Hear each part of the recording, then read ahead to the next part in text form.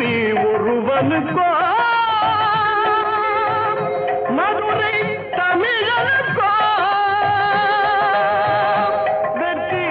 ஒருவனுக்கோ மதுரை தமிழனுக்கோ இசை தமிழ் நீ செய்த அருள் சாதனை